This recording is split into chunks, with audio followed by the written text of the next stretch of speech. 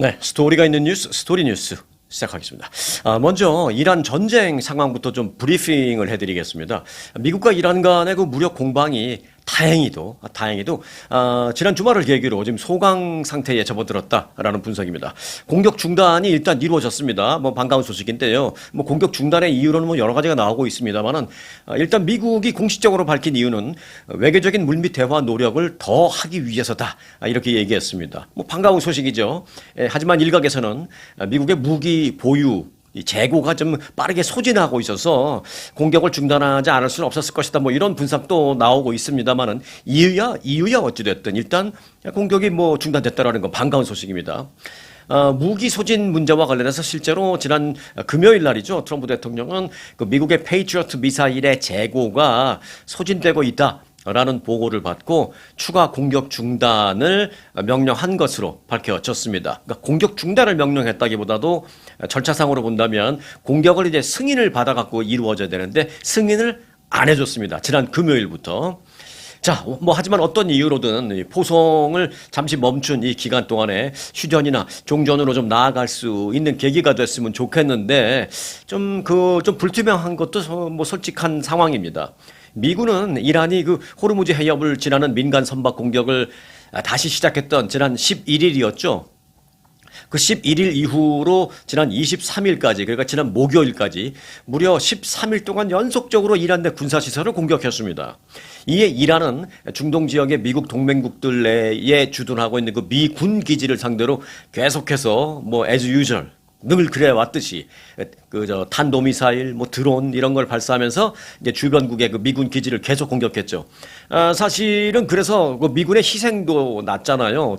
3명, 4명 모두 이제 요르단에서 1명, 그리고 이제 시리안과 거기서 이제 3명, 그래서 모두 4명의 미군 장병이 희생당하는 그런 안타까운 그 희생도 있었습니다. 그래서 4명의 이제 시신이 운구됐는데 지난 주말에 그래서 트럼프 대통령은 그 운구 되는 그 관을 향해서 직접 가서 경례로 그 예의를 표하는 그런 일정도 이제 소화하고 했습니다.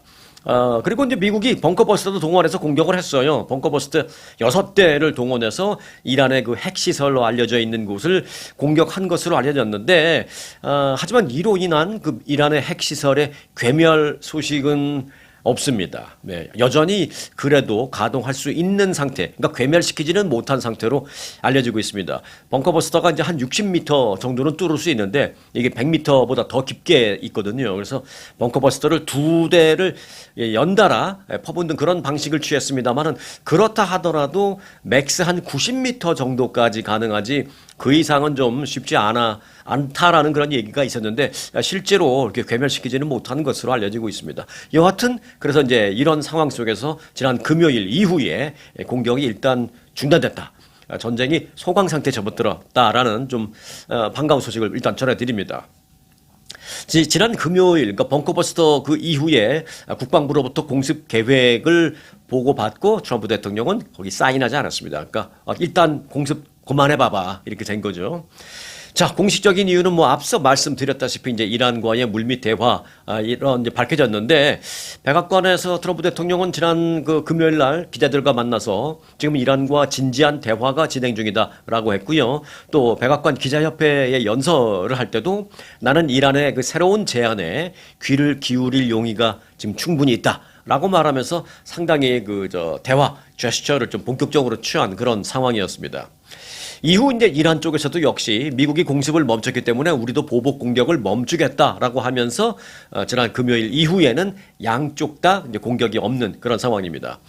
이란의 그 외교부 대변인은 이와 관련해서 현재 미국과 대화가 진행되고 있다라고 BBC 방송의 인터뷰에 나와서 직접 말하기도 했습니다. 이란의 외교부 대변인이 미국과 대화하고 있다라고 공식적으로 말한 겁니다.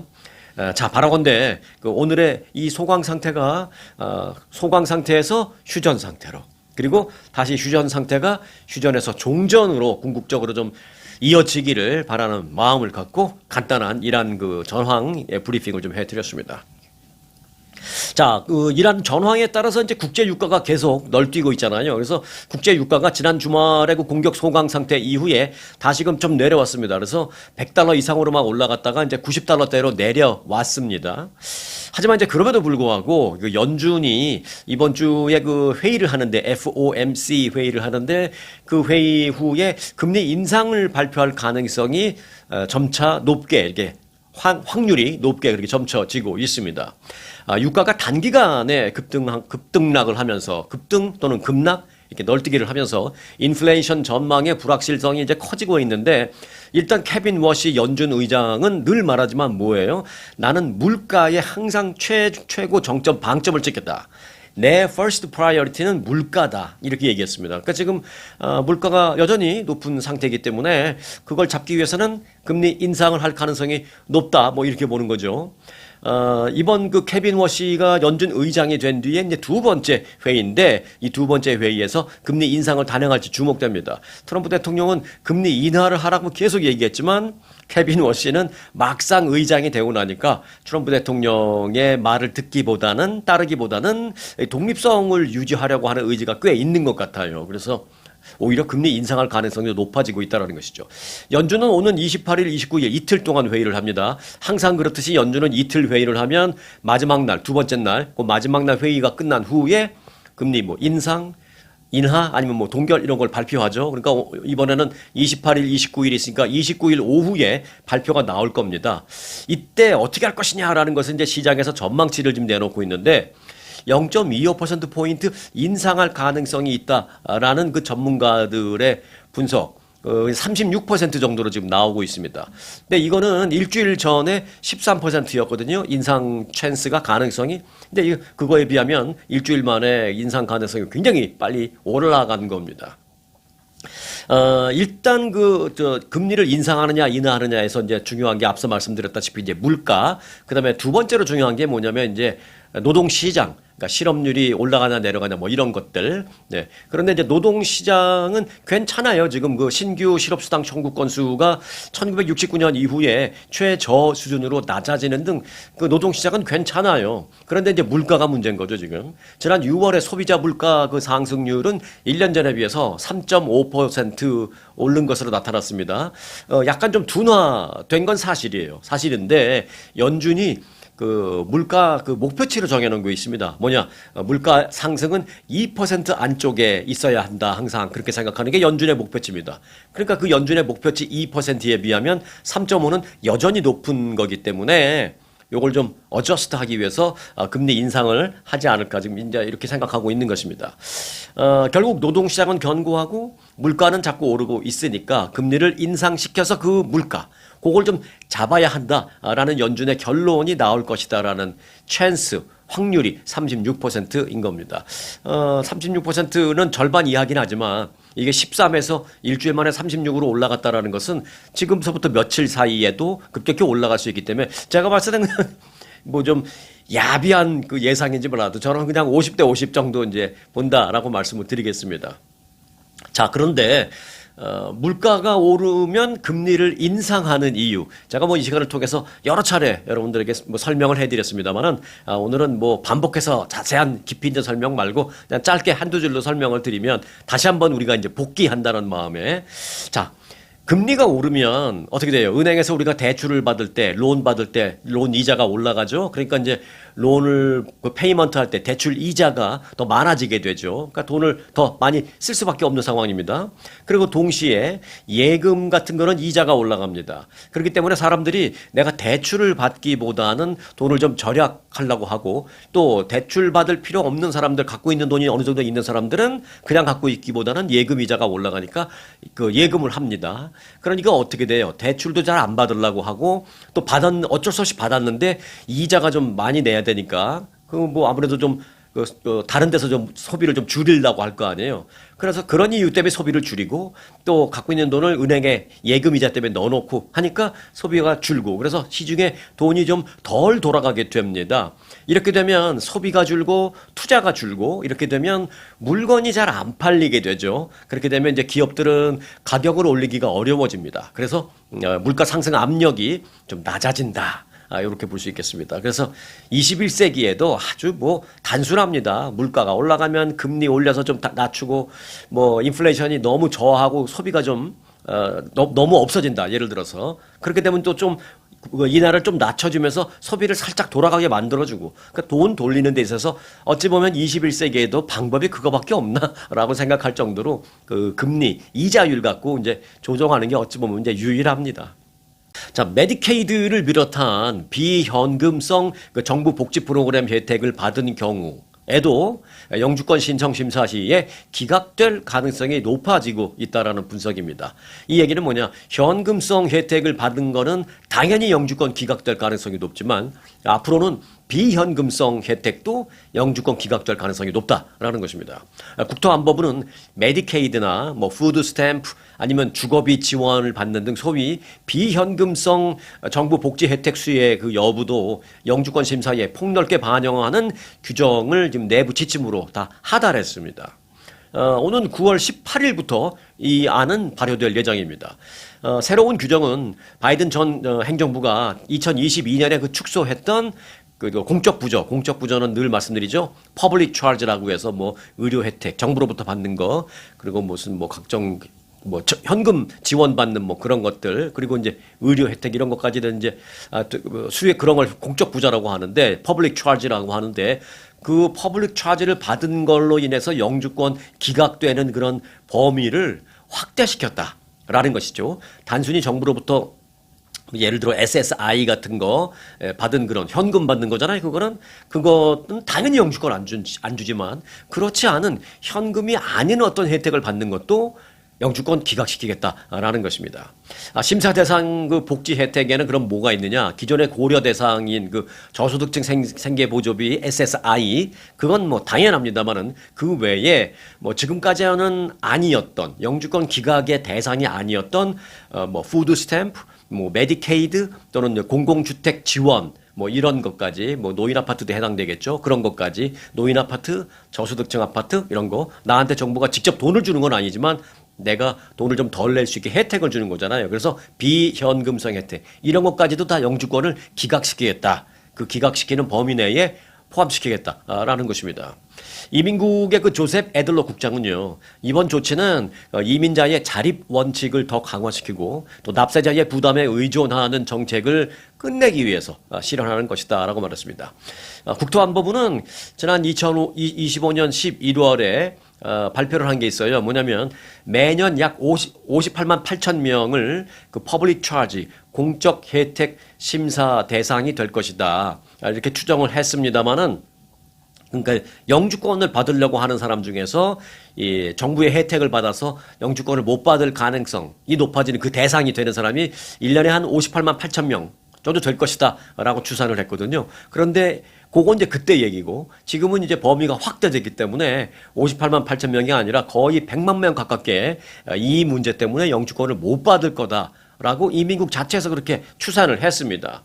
약 한 95만에서 100만 명 정도가 영주권을 못 받을 것이다 이렇게 됐습니다. 또 어떤 사람들은 내가 영주권을 받기 위해서 결국은 정부 혜택을 스스로 포기하고 안 받는 걸 선택하는 뭐 그래서 영주권을 좀 어떻게 받는 길을 선택하는 뭐 그런 사람도 상당히 많이 있을 것이다라고 이제 추산이 나와 있습니다. 자, 그런 거 저런 거 다 따지면 한 100만 명이 영향을 받을 거라는 거죠. 자, 트럼프 행정부가 그 지난 대선에서 카멀라 해리스 후보를 지지했던 그 주에 대해서 청정 에너지 그 보조금을 지급 중단했다라는 것과 관련해서 일각에서 그런 것 같다라고 이제 의혹을 많이 제기했어요. 그런데 이게 사실로 확인이 됐습니다. 확인이 된 정도가 아니라 행정부에서 인정을 했습니다. 쉽지 않은 일인데 어떻게 인정을 했느냐? 네, 이게 인정을 한 사실이 그 법원 기록을 통해서 공개가 되었습니다. 연방 지원금을 그 배분하는 과정에서 두 정부의 정치 성향을 빌미로 해서 보복적인 행정을 했다라는 것이죠. 뭐 캘리포니아주, 야 니들은 나보다 카멀라 해리스를 더 많이 선택했지. 내가 니네 주에서 나 졌어. 여기다가 돈 안 보내줘. 청정 에너지 보조금 지급 안 보낸 겁니다. 실제로 안 보냈어요. 안 보낸 주를 다 보니까 아니 그 누가 봐도 그 저 진보 성향 주는 안 보냈단 말이야. 이렇게 대충 나오죠. 근데 그게 그것 때문에 안 보냈다라는 것은 뭐 알 길이 없죠. 그러니까 그 심정은 있지만 물증이 없는 그런 상황이었죠. 그런데 물증이 아니라 아예 행정부에서 우리가 그렇게 했다. 그 이유 때문에 그렇게 했다라고 인정을 했습니다. 사실 이거는 굉장히 큰 문제예요. 이게 자칫 나중에 정권이 바뀌고 나면 권력 남용 문제로 해서 이 사법 조치도 될 수 있는 막 그런 거거든요. 야, 그런데 이제 이걸 인정했다니까 저도 좀 충격입니다. 자, 행정부가 이를 인정했다라는 사실이 앞서 말씀드렸죠. 법원 기록을 통해서 공개된 겁니다. 그 무슨 법원 기록이냐? 캘리포니아 대학 연구진이 그 청정 에너지 보조금 취소와 관련해서 트럼프 행정부를 상대로 그 손해배상 소송을 제기한 게 있거든요. 그 소송을 제기한 관련 그 법원 기록 중에 하나 행정부 측에서 그 법원에 보낸 자료가 있습니다. 거기에 그렇게 나와 있습니다. 그 지난 대선 때 그 트럼프 대통령에게 표를 던지지 않아서 트럼프 대통령이 패배한 주를 우리가 지원금을 보내지 않았다. 라는 사실을 인정했습니다. 이 법원에 제출된 서류에서 연방 에너지부가 인정한 거예요. 그러니까 뭐 백악관이 인정한 게 아니라 연방 에너지부가 어떻게 인정했냐면 백악관의 지시에 의해서 그렇게 했다라고 보낸 겁니다. 자, 연방 에너지부가 이렇게 기재를 해서 법원에 보냈습니다.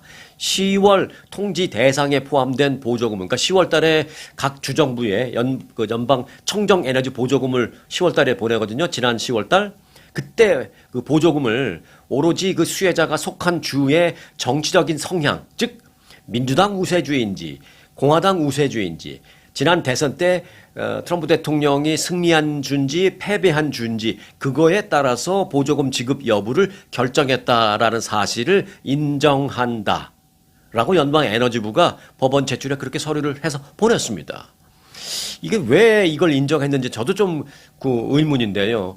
한 가지 이제 예측해 본다면 추후에 나중에 정권이 바뀌어서 이게 정말 조사나 수사나 이런 게 들어간다면 이 연방 에너지부 쪽 뭐 장관이든 누가 됐든 나중에 자기들 좀 면피하기 위해서 일부러 저 한 발짝 살짝 뺀 게 아닌가, 면피용으로 이걸 인정해 버린 게 아닌가, 뭐 이런 생각도 듭니다. 왜냐하면 그 뒤에 덧붙인 말이 있기 때문에. 덧붙인 말은 뭐냐면 백악관의 지시에 의해서 그렇게 했다라고 덧붙였습니다. 그러니까 자기네들을 그 도망갈 길을 만들어 놓은 거죠. 에너지부 쪽에서는.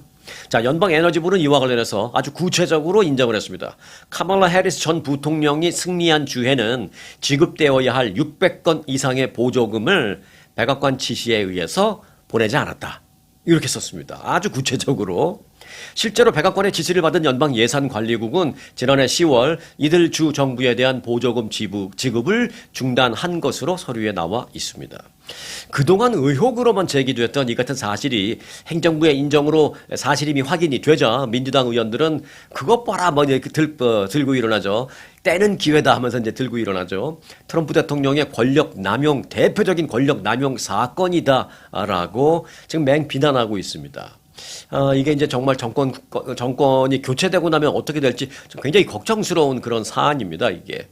결국 트럼프 대통령 입장에서 본다면 자신을 지지하지 않았던 미국인들에게 복수하기 위해서 성실하게 사는 다른 가정의 버팀목까지도 다 빼앗아 버렸다라는 점을 결국 다른 연방 기관에 의해서 인정된 셈이기 때문에 이제 아주 무서운 겁니다, 이거는.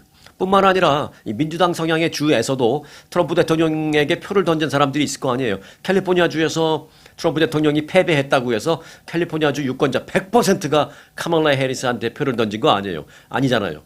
뭐 제가 정확하게 기억은 못 하겠습니다만 뭐 한 6대 4?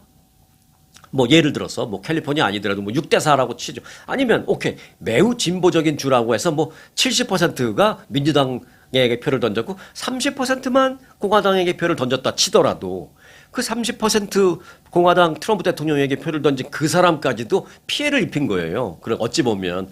그러니까 참, 예를 들어 진보적인 성향에서 공화당에 표를 던졌던 사람들은 완전히 억울하게 된 거죠. 나는 트럼프한테 표를 던졌는데 우리 주에서 졌다고, 우리한테 올 지원금을 깎아버렸네. 뭐 이렇게 된 거죠. 반대로 말하면, 트럼프 대통령이 승리한 그 주에서도 민주당에 투표를 한 사람이 있을 거 아니에요. 그 사람들은 은근슬쩍 혜택을 보는 거예요. 민주당한테 던졌는데. 그래서 국가적으로 이렇게 어떤 성향에 의해서 권력을 남용해서는 안 된다라는 게 굉장히 무섭게 법에 되어 있는 것이죠. 이제 애꿎은 피해자를 막기 위해서.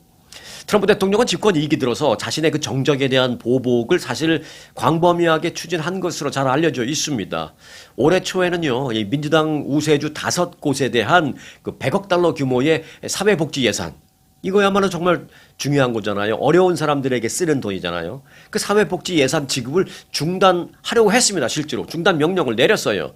나한테 표를 던지지 않은 그 주에 대해서. 그런데 이게 법원의 명령에 의해서 제동이 걸려서 할 수 없이 집행한 바도 있습니다. 또 트럼프 대통령이 승리한 주에서는 민주당에게 표를 던진 소수도 그래서 이제 덕을 본 경우도 많이 있고요. 트럼프가 패배한 주에서는 공화당에게 표를 던진 소수도 피해를 입은 경우도 있고 이제 이렇게 된 상황입니다. 그래서 이제 이게 권력 남용 사건이라고 얘기하죠. 권력 남용 뭐 케이스다, 대표적인 사례다, 이게 아니라 권력 남용 사건이라고 민주당에서 이제 드디어 그렇게 부르기 시작했는데, 요거는 뭐 지금 행정부 내에서보다는 아마 어떤 그 리짐 체인지, 정권 교체가 되면 이런 문제를 들고 일어나지 않을까, 뭐 그런 참으로 좀 걱정스러운 그런 상황이 벌어졌습니다. 근데 지난 금요일 밤에 그 백악관 출입기자 협회 그 만찬이 있었거든요. 근데 그 만찬에서 연설을 하던 트럼프 대통령이 또 농담인 듯 농담 아닌 진담 같은 농담 했습니다. 제가 이런 표현을 지난주에도 한번 해드린 적이 있는데, 제가 만든 게 아니라 그 한국의 유명한 그 노래 가사의 일부분이라고 이제 말씀드렸잖아요. 그 노래 가사 그 뭐라 그러더라? 내 거인 듯 내 거 아닌 뭐라 그러죠? 그러니까 내 애인인 듯 아닌 듯 이겁니다. 제가 갑자기 가사 생각하는데 그런 가사가 있어요. 내 거인 듯 내 거 아닌 내 거 같은 그런 말이 있어요. 그래서 농담인 듯 농담 아닌 진담 같은 농담, 이거를 또 했습니다. 백악관 그 기자 만찬에서. 만찬을 하다가 중간에 모자를 하나 꺼내갖고 딱 썼는데, 빨간색 모자, 거기에 2028이라고 써 있었습니다. 큼지막하게. 그게 뭐냐? 2028은 다음 대통령 선거가 있는 해입니다. 그러면서 트럼프 대통령은 이렇게 말했습니다. 여러분이 얼마나 운이 좋은 사람인지를 알아야 합니다. 내가 없어지면 여러분들은, 그러니까 기자들은 다 파산할 겁니다. 왜? 뉴스거리가 없으니까 파산할 겁니다. 내가 있으니까, 뉴스거리가 있으니까 여러분들이 이렇게 시청률도 올라가고 유튜브 무슨 구독자도 올라가고 그런 거 아닙니까? 이제 막 그랬어요. 네. 저는 뭐 별로 덕을 못 보고 있는 것 같습니다만은. 네. 그러더니 트럼프 대통령은 오늘 밤 여러분의 시청률을 내가 한 번 더 높여주겠다 라고 하면서 이건 특종이 될 수 있을 것이다 라고 말한 뒤에 오늘 밤 나의 4번째 대통령 임기 선언을 하게 돼서 기쁘다라고 말했습니다. 4번째 대통령 임기 선언? 네. 그래서 뭐라 그러냐면, 사람들이 4번째 갸우뚱갸우뚱하죠. 지금 2번 했잖아요. 그래서 한 번 더 하면 3번째 임기잖아요. 법으로 되고 안 되고 그걸 떠나서. 근데 왜 4번째라고 표현을 했을까? 네. 트럼프 대통령은 뭐라 그러냐면, 나는 이미 3번을 이겼기 때문이다 라고 말했습니다.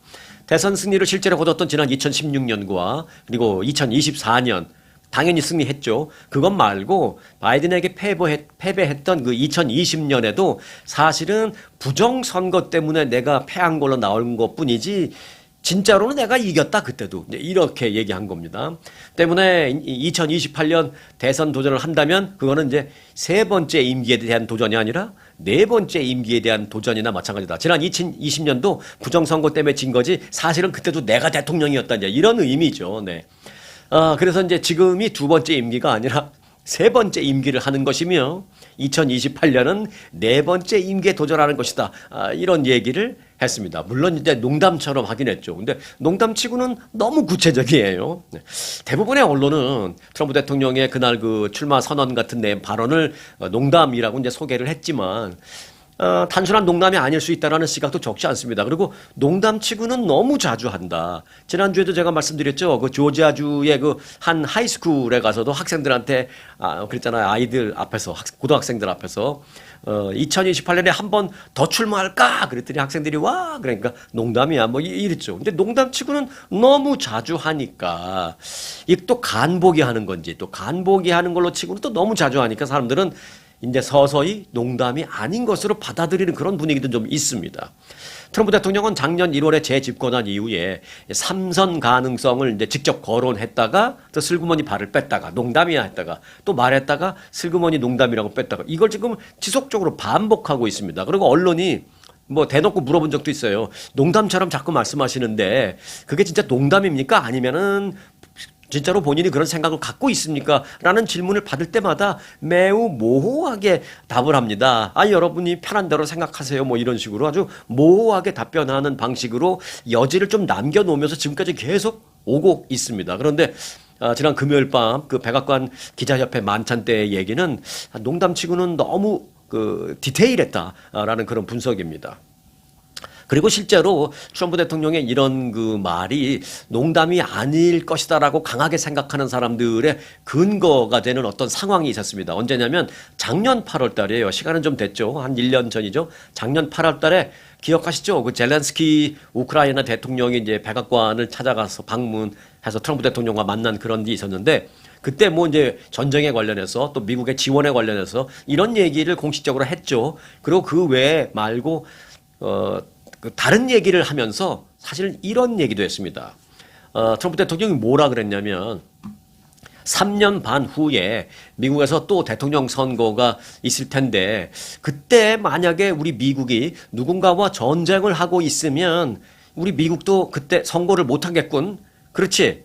그러니까 젤렌스키 대통령이 반 끄덕끄덕했습니다. 왜냐하면 젤렌스키가 사실은 임기가 벌써 지나도 한참 전에 지났잖아요. 근데 전쟁 상황이라는 것 때문에 선거를 치르지 못하니까 그냥 계속 지금 대통령 하고 있는 거잖아요. 뭐 일각에서 반발 있고 그건 일단 떠나서 전쟁 속이라 선거를 못해서 임기가 끝난 사람이 계속 지금 대통령을 하고 있으니까 그 얘기를 한 거예요. 앞으로 3년 반 후에 우리 미국도 대통령 선거가 있을 텐데 너네들처럼 이렇게 전쟁 상황이라면 우리 미국도 선거가 없겠네. 그러니까 젤렌스키가 끄덕끄덕하니까 그거 좋은데? 라고 했습니다. 네, 그거 좋네? 라고 했습니다. 그 전시 상황 속에서 임기를 마친 후에도 계속 대통령직을 수행하고 있는 그 젤렌스키의 사례를 그때부터 눈여겨봤다라는 그런 분석이 나오고 있는 이유가 여기에 있는 겁니다. 진정 전쟁을 이어가면서 대통령 임기를 늘리고 싶어 하는 것인지 우려가 현실이 될까봐 매우 우려스럽습니다. 우려가 현실이 될까봐 우려스럽습니다. 그런데 이건 정말 그냥 우려로 끝날 거라고 생각합니다. 왜냐하면 그 전쟁이 종류가 다르죠. 미국도 지금 어찌 보면 이제 이란과의 전쟁 중이긴 하죠. 그러나 본토에서 전쟁이 벌어지고 있느냐 아니냐의 문제는 180도 다른 문제이기 때문에 우크라이나는 본토에서 전쟁이 진행 중이기 때문에 당연히 선거 못하죠. 근데 지금 같은 전쟁이라면 선거 못하는 건 전혀 상관없잖아요. 뭐 이란과의 전쟁 중이어도 지금 뭐 얼마든지 선거할 수 있는 상황이기 때문에 본토에서의 전쟁 상황이 아니라면 뭐 선거는 있을 수 있다라는 것인데 또 모르죠. 이제 본토 내에서의 전쟁이 아니더라도 워낙 전쟁 상황이 급박하게 벌어지는 그런 위태로운 상황이라면 선거가 뭐 연기되거나 뭐 그럴 수도 있다라는 것이죠. 혹시 트럼프 대통령이 그런 걸 노리는 게 아닌가라는 일각에서의 그 우려가 지금부터 본격적으로 나오고 있다라는 그런 상황입니다.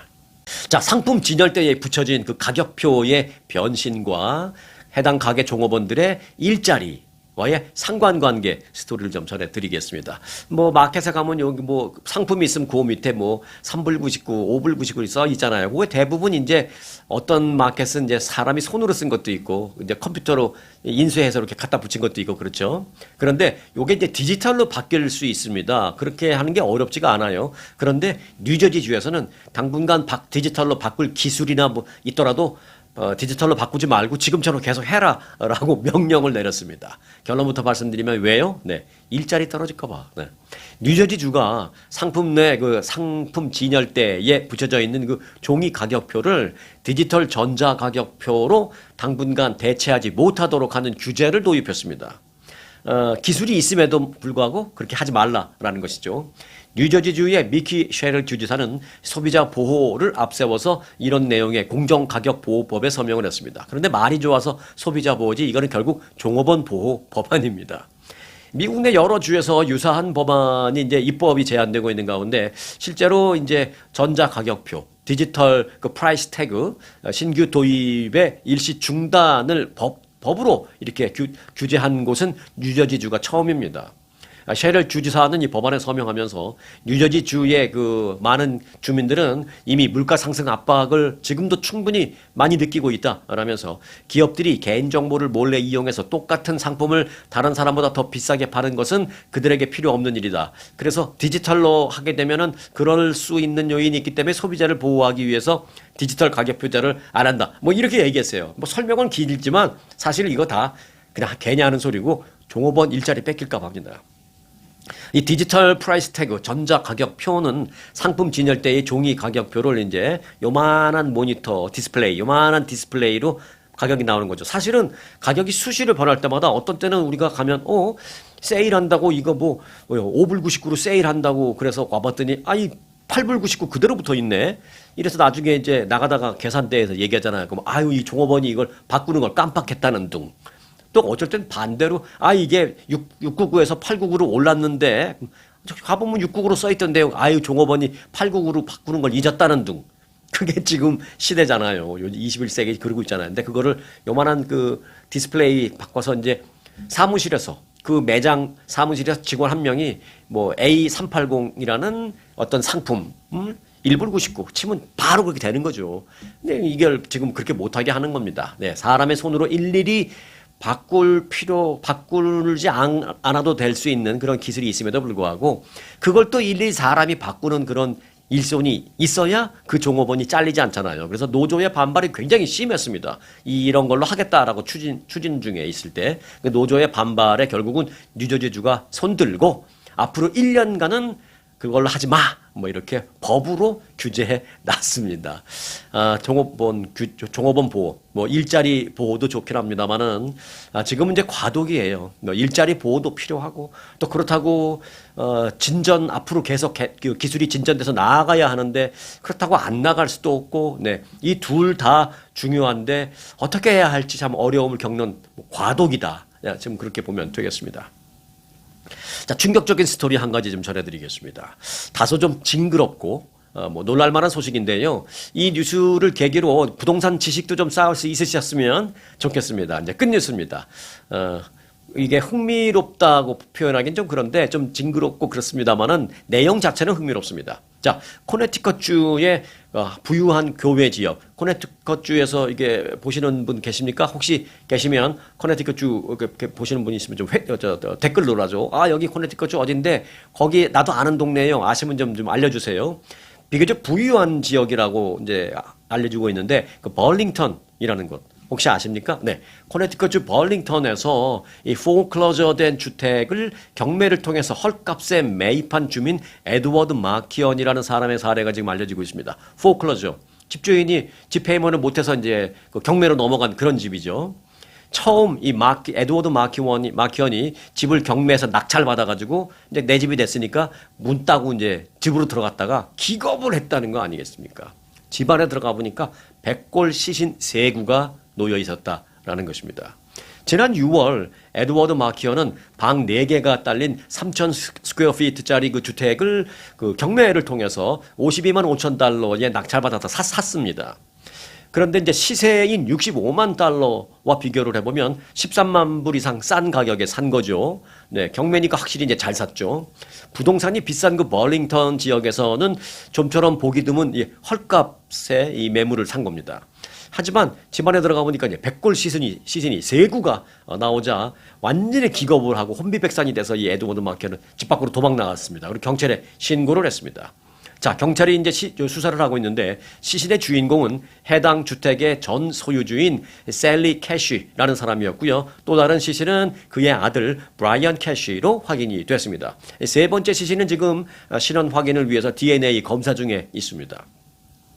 완전 충격을 받아버린 이 에드워드 마키언은 경찰 수사가 끝날 때까지 소유권 이전을 미뤄달라라고 법원에 요청했습니다. 소유권을 내가 빨리 가질 거예요. 나한테 소유권 빨리 넘겨주세요가 아니라 잠깐만 이거 나한테 소유권이 넘어오는 걸 일단 좀 밀어주세요. 좀 반대로 이렇게 된 겁니다. 그 집 이제 낙찰은 받았지만 이제 갖기 싫은 거죠. 네.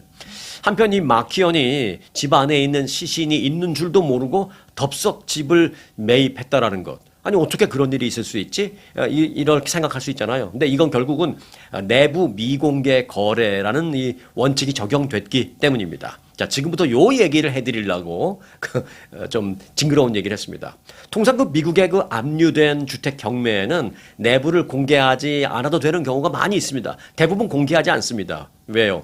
공개해야 될 의무가 없기 때문에 공개를 안 하는 걸 선택하는 사람들이 90%입니다. 왜? 그 안에 당연히 지저분하죠. 어떤 사람은 뭐 막 벽 부시고 나가고 일부러 화난다고 자기 이제 집 페이먼트 못해서 집 뺏기는 거잖아요, 일종의.